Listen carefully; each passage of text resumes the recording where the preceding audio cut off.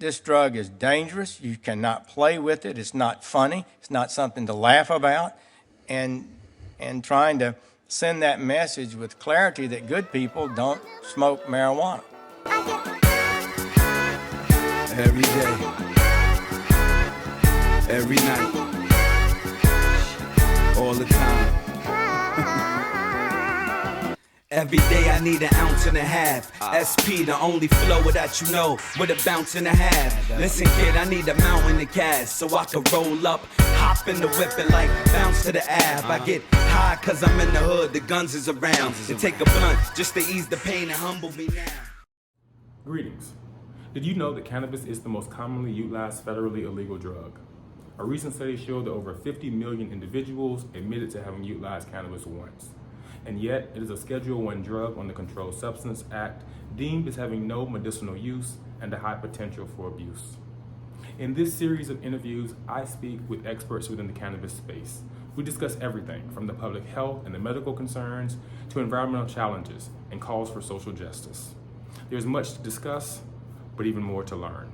Join me on this journey into the emerging cannabis industry. Greetings, I am Dr. Tyson Lloyd Gray, and we are back again for another episode looking at the emerging cannabis industry and the various facets therein. Today is a little bit different. We're outside, we're here in LA. I am with Max Goldstein, an expert in CannaBusiness. So he is the co-founder and partner of Open Nest, which is a cannabis venture studio that incubates and accelerates cannabis brands. And so he has a lot of expertise in building brands and starting new cannabis startups.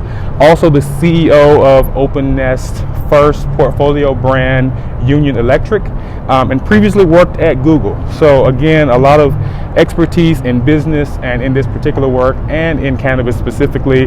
And so I want to start with just asking about your expertise in venture building. Can you tell us specifically what that is and what does that entail? Yeah, it's a great question. So it's great to be here. Thanks for having me. Venture builder is kind of a term I like to use, and it really kind of talks about the earliest stages of building a company. So how do you take an idea for whether it's a brand, whether it's a new product, whether it's some other form of innovation? How do you take that idea and then get it to $1 million in revenue? Okay, that is venture building. Okay, and to really make a lot of those things happen, it takes a lot of different variables. It's capital, it's execution, it's having great partners, great supply chain, and it often takes a lot of really important soft skills and expertise to really kind of make that happen. And then once you hit the $1 million in revenue, the business is sort of entering into a new phase. It could have new leadership, new personnel, new scale. So that's what we really do at Open Nest is build ventures. Interesting. Okay, so that $1 million is the threshold of where you're trying to get these companies. Well, in general, we want to get them a lot further than that. But right. In general, I think the first $1 million is usually the hardest part. Right? Okay. So you don't usually have a lot of capital. You are trying to reach product market fit, and you're making a lot of assumptions. Those assumptions can be your intuition. It could be based on data. It could be based on things that you've learned in the market. But ultimately, you don't know if those assumptions are true until you've generated about $1 million of revenue. Okay. And so it's a benchmark that we like to use. But I think in general, it's a really unique phase within a company, and it's where a lot of companies ultimately don't get through. Okay, and so now what exactly brought you into the cannabis industry? Everyone has their own story of how they entered this space. Very few people go to school studying cannabis or have intentions of being in the cannabis industry. And so what was your entry into this particular area? Yeah, I've always been a fan. I smoke weed every day. It's a really important part of my life and lifestyle. I spent the early part of my career at Google. I've worked in big corporate tech companies like that. I've also worked in early stage startups. I think what really attracted me to cannabis in particular was the ability to have an impact on a generational industry. I worked at Google, 2010s, and it was obviously a really exciting time. Got to work on a lot of really exciting projects.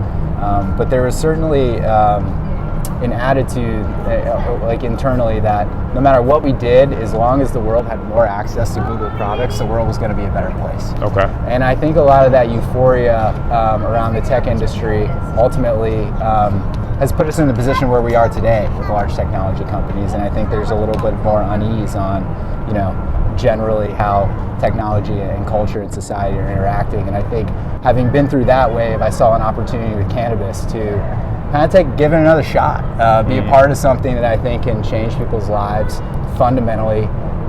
And ultimately the leaders of the industry at these early stages are going to have an impact on the ultimate values of this industry. And I think it's just really important that we, that I do, I have an opportunity to do my part. Yeah. So I wanted to jump in, and I have 3 great partners, all of which have great experience across cannabis, technology, marketing, venture capital, and we decided to give it a shot. Okay, and so tell us a little bit about that.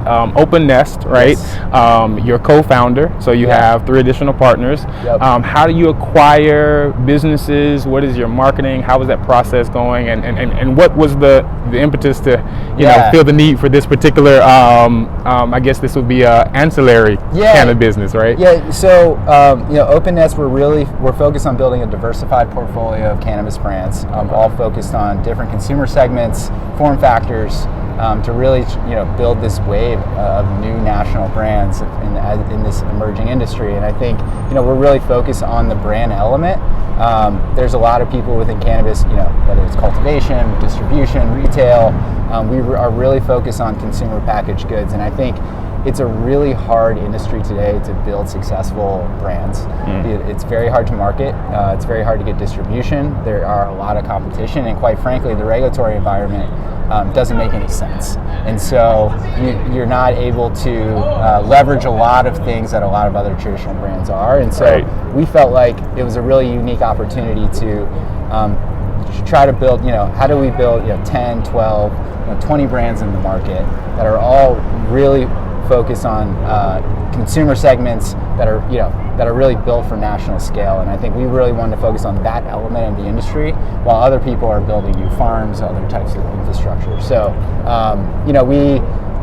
we thought about doing one, but we also thought, like, hey, let's try to build a diversified portfolio and see how we can use the successes and learnings from the first one and continue to build stronger brands in the future.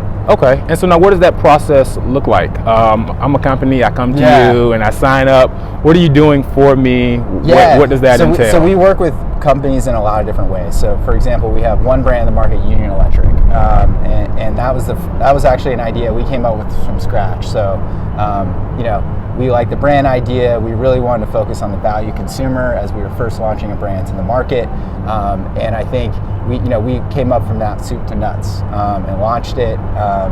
Past that $1 million revenue threshold, and continue to scale the business. And I think that is a structure where we own, operate, and control that business, and it's a very valuable asset to the portfolio. Okay. We also have different structures with different types of partners. So we recently launched a brand called Pine Park.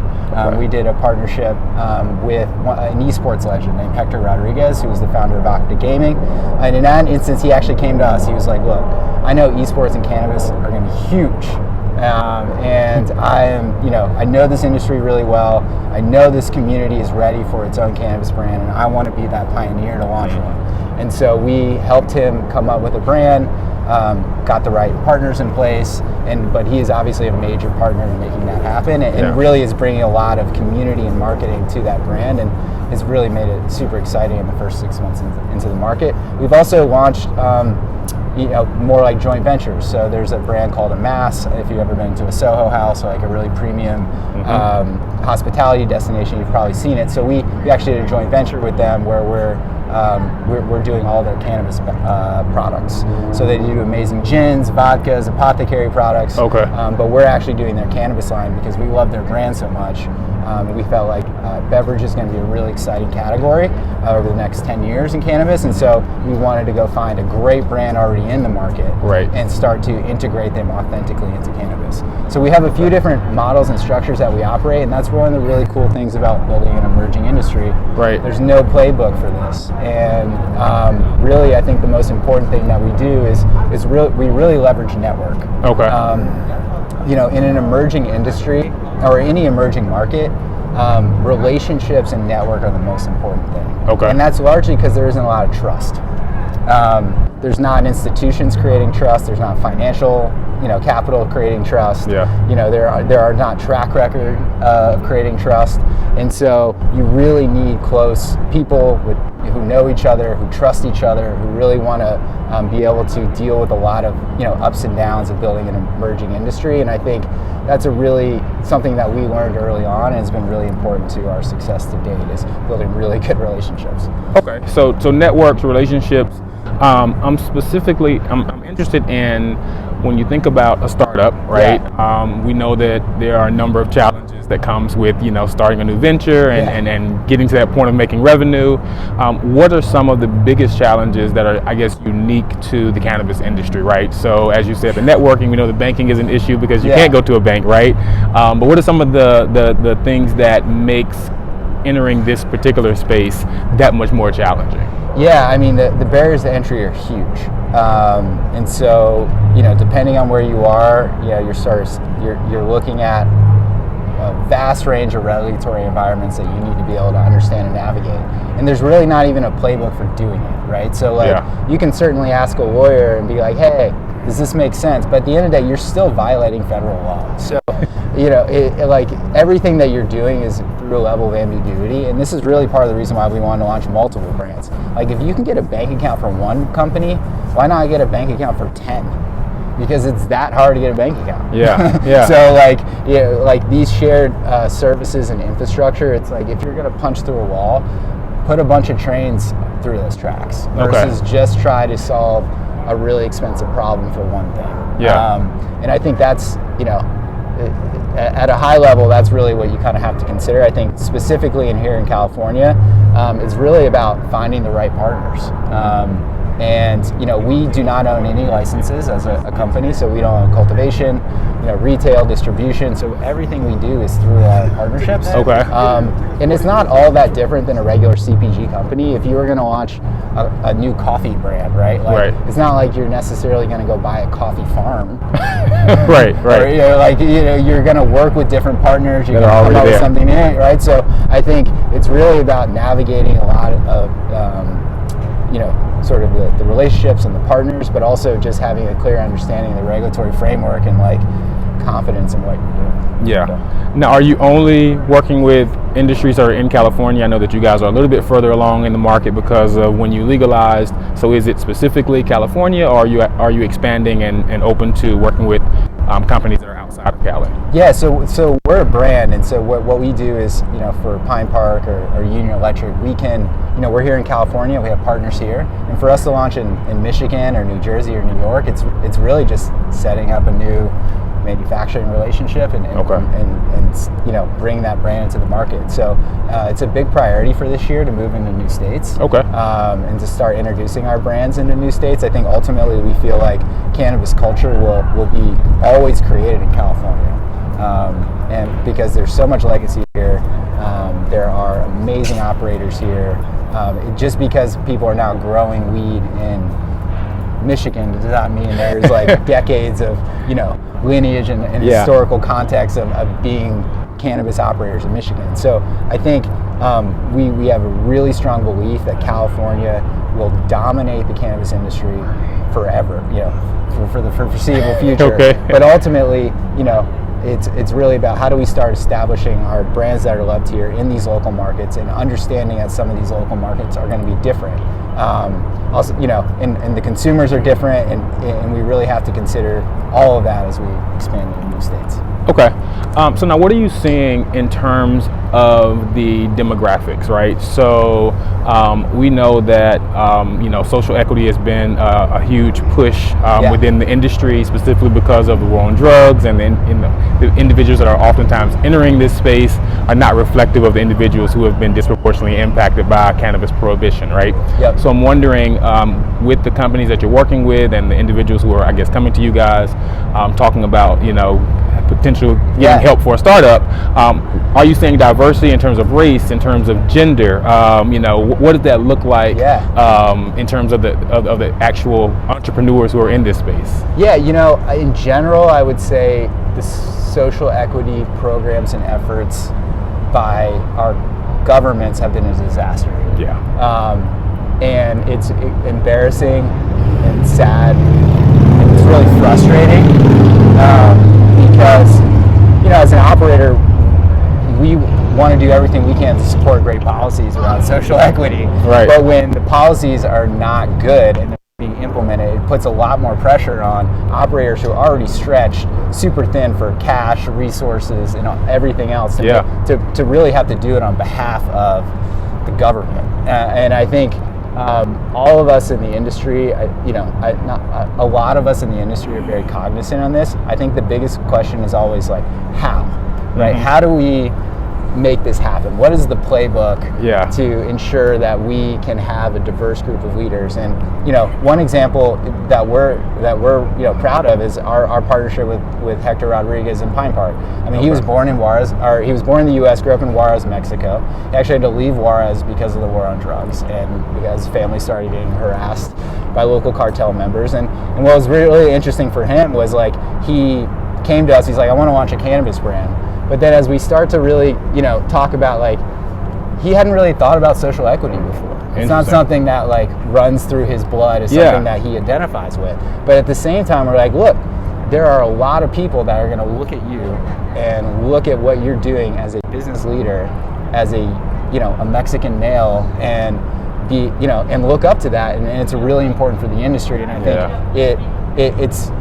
I think that there's a lot of different ways for us to be successful in doing this, and there's going to be different vehicles for social equity. I think that there's going to be companies and brands that say, hey, I am social equity, and I want to make sure that this is a core part of my mission. And then I think there's also just going to be operators that we need to empower and push that will represent a new type of an emerging industry that just needs to happen. Right? And so I think it's finding the right balance of those two. And we're really excited to work on both types of opportunities. And we have some really cool stuff in the pipeline. We're really excited about, obviously, Pine Park, and in general want to do everything we can to help try to figure this out. I think that's great. One of the things when I talk to my students in business school is we talk about, issues that are, systemic within society, right? And the default is always, we need to change policies, we need to get, better, politicians and better regulations. And I'm like, that's true, but what do we do in the interim, right? And how can businesses kind of step up in that void, right, and kind of fill that space? So I think that's great that you're, pushing the individuals that are coming and even, like, kind of starting that conversation where it's not there. Yeah, exactly. I think everyone needs to be aware of just how ridiculous the policies have been in the past, the contradictions that exist today, and the opportunities that we have to try to at least get this more right, but really what will happen if we don't. And I think it's just going to be so tragic because it's such a unique opportunity to build an industry correctly. That if we screw it up, it's just going to be really upsetting. So I want to transition a little bit to Union Electric, because I know that you're the CEO of that organization, right? And there's a quote on your page I thought it was really interesting. Cool. It says, to successfully build this emerging industry, we need to roll together. Advocating for fair regulations and leading the conversation around legal cannabis is an important part of our mission and how we intend to build trust in our local communities.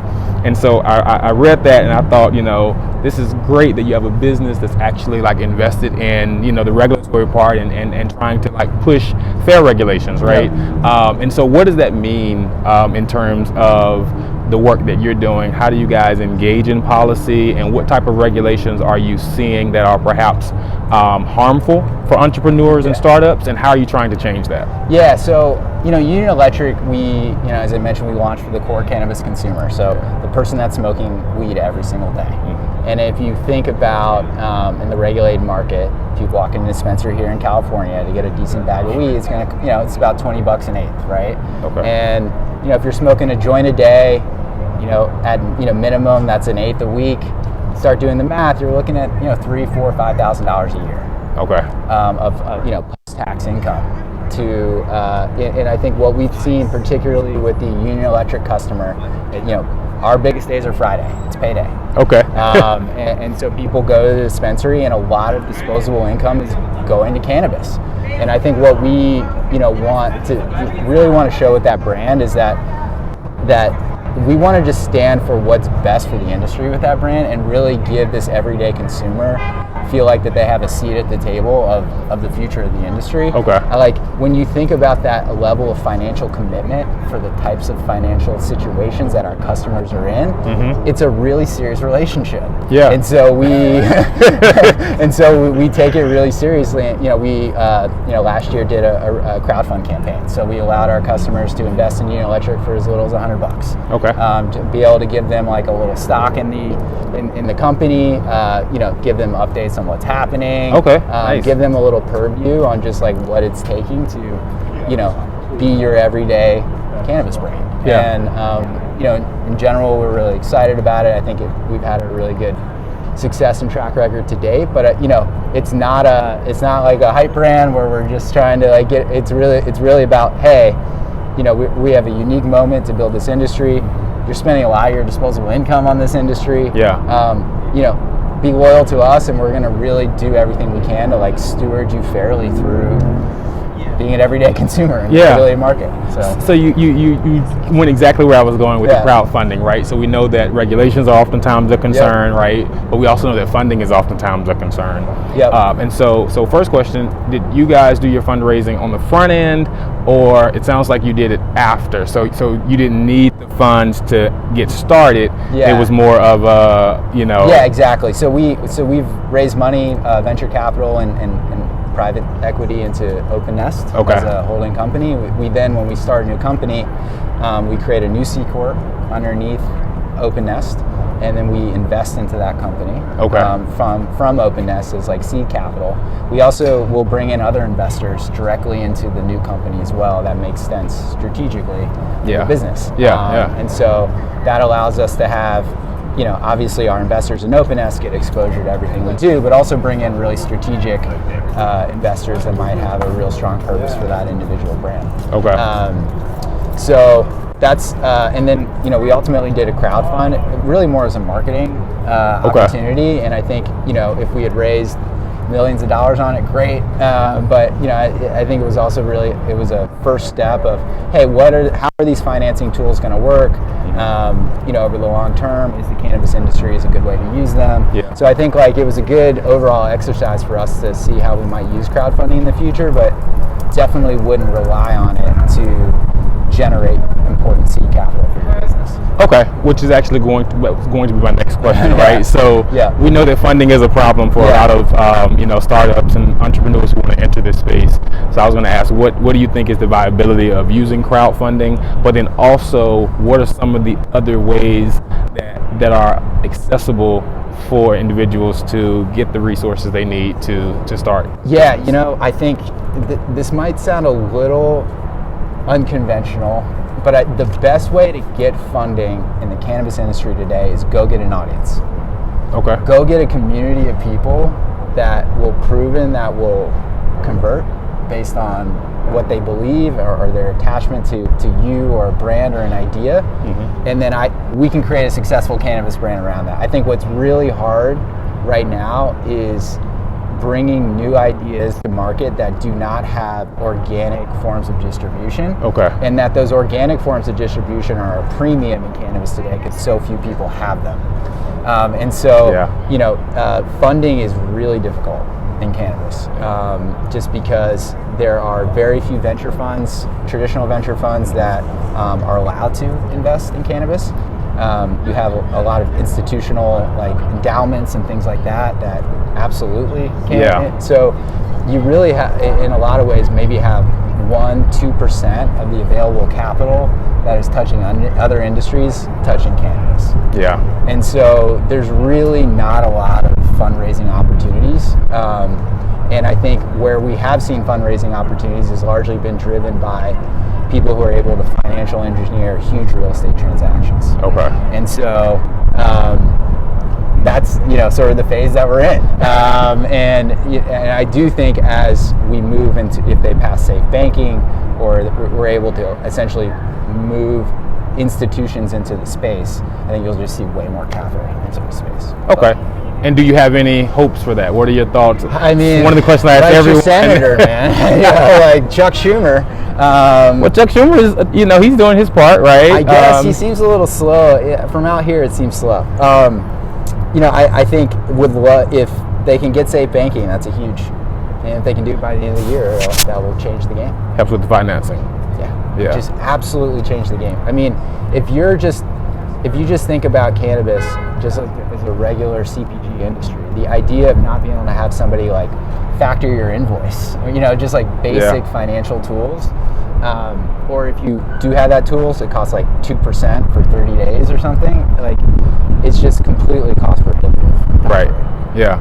So someone wants to enter this space. Someone, you know, they want to have a startup. They don't already have one, right? They come to you and they say, hey, you know, I want to start a cannabis business, right? Yeah. What's your step 1, step 2, step 3, right? What are you telling them that they should do? Yeah. And what are you looking for, right? Like, what is the assessment? Because I'm assuming you don't take every company that comes. Yeah, no, for sure. I mean, quite frankly, we don't take that many like just sort of random pitches. I would say we're really trying to be strategic on, hey, you know, the intersection of.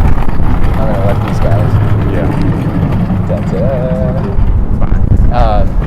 You know, we believe the intersection of esports and cannabis is going to be huge. Okay. Who would be a great partner for us to go after that opportunity? I think we're trying to be a bit more strategic on very important cultural bellwethers. Okay. And trying to penetrate those or integrate them with cannabis. I do think there are some great operators out there with great products.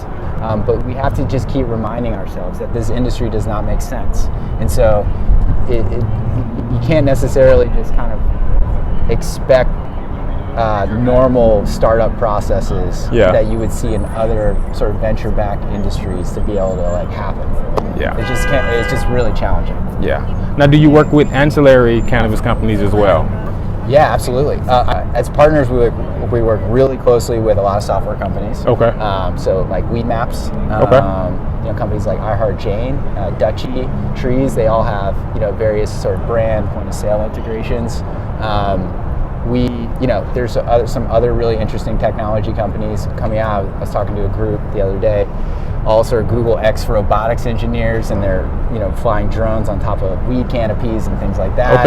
Okay. You know, not necessarily our area of expertise, but there are some really cool technology and ancillary businesses starting to get developed. The real issue with a lot of those businesses, like in a venture sense, is that it's just really hard to scale, right? So, in the sense that, you know, there aren't that many dispensaries today. You know, they're particularly here in California, they're all managed, or a lot of them are small businesses. So anytime you're working with small business owners, it's really hard to scale, you know, acquisition. And so I think that, you know, there's a lot of sort of very weird challenges that prevent really good companies on the ancillary space from actually scaling because of how funky everything's structured.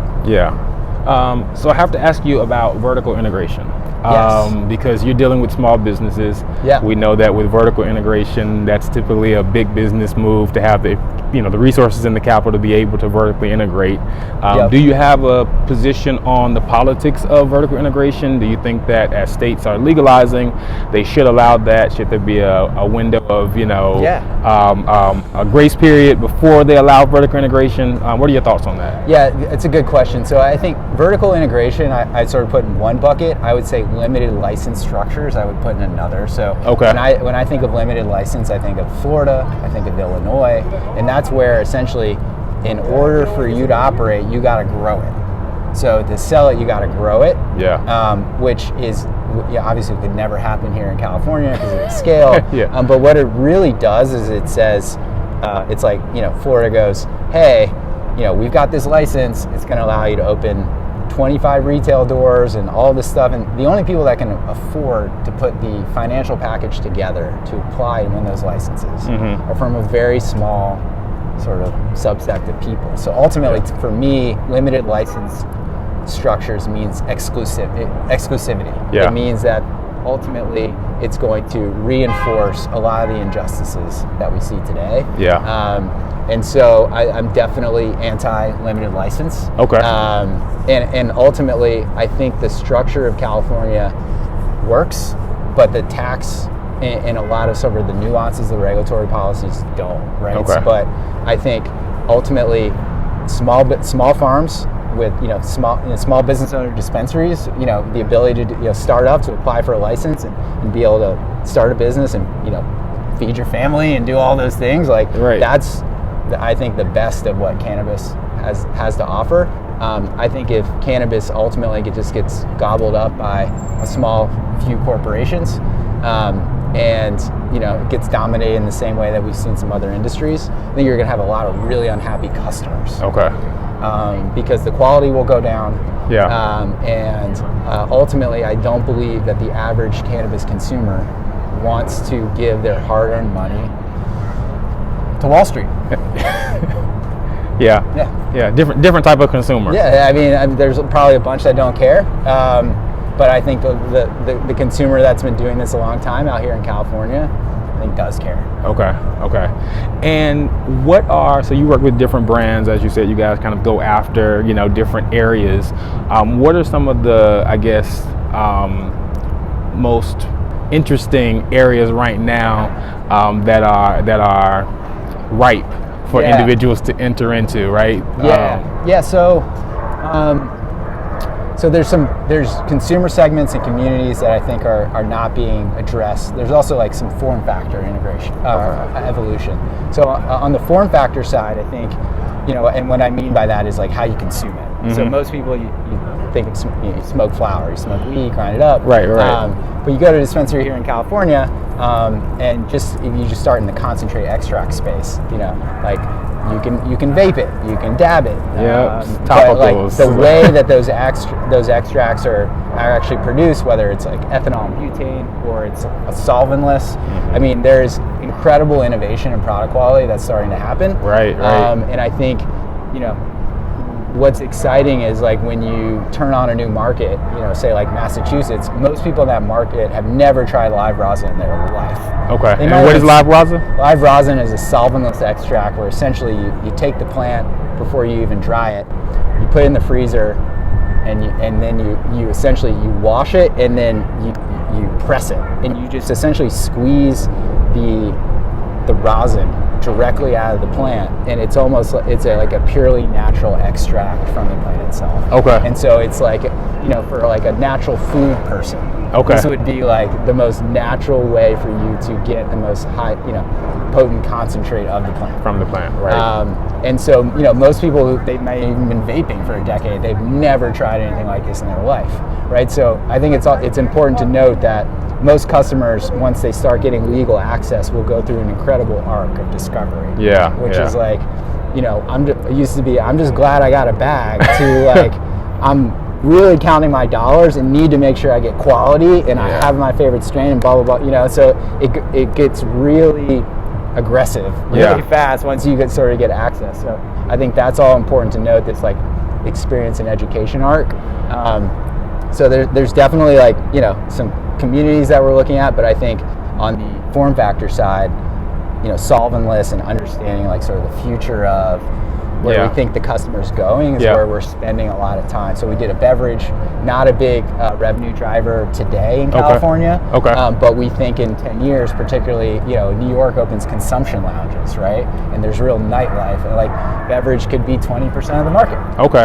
And so I think we're trying to, in addition to create revenue and be successful in today's market, build products, brands, and companies that are going to be well received where the consumer's going.